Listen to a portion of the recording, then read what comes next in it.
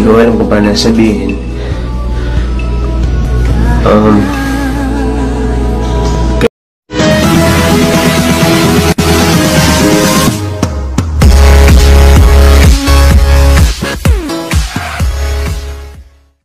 Welcome back po sa ating channel.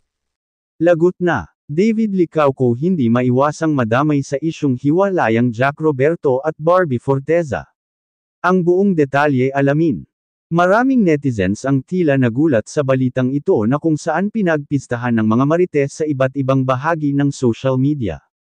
Ilan nga lang sa mga nakalap naming balita ay tungkol di umano sa isyung hiwalayan ng dalawa, ito'y matapos umanong kumpirmahin mismo ng aktres na si Barbie nitong nagdaang araw.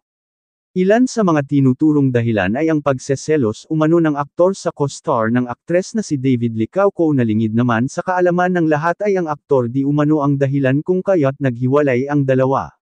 Dahilan para madamay umano ang kanyang pangalan sa isyung kinasasangkutan ng dating magkarelasyon na sina Barbie Forteza at Jack Roberto na hanggang ngayon hindi pa rin sila nagbibigay ng kanilang statement tungkol sa kanilang relasyon na nauwi sa hiwalayan.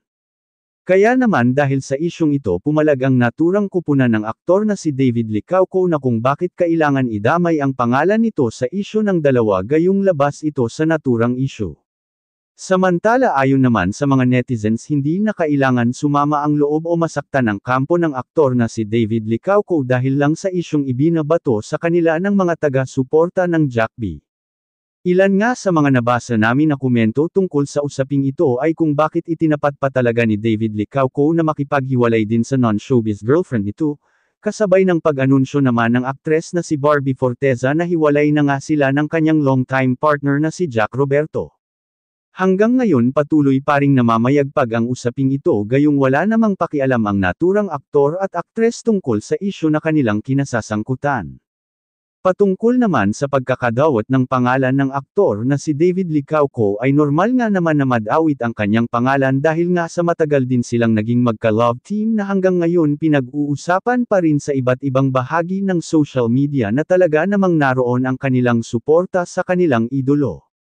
Samantala sa kabila ng mga pambabatikos ng mga netizens tungkol sa naturang isyu, na ito hiling pa rin naman ng mga netizens na magkaroon ng maayos, at pansin naman iyon ng mga taong malalapit sa aktor at aktres na dahil ito'y sa kanilang pangalan na iniingatan kung kaya naman makikita mo pa rin sa kanila ang respeto nila sa isa't isa, kahit na nga dumating nga sila sa puntong magkakilala na lang.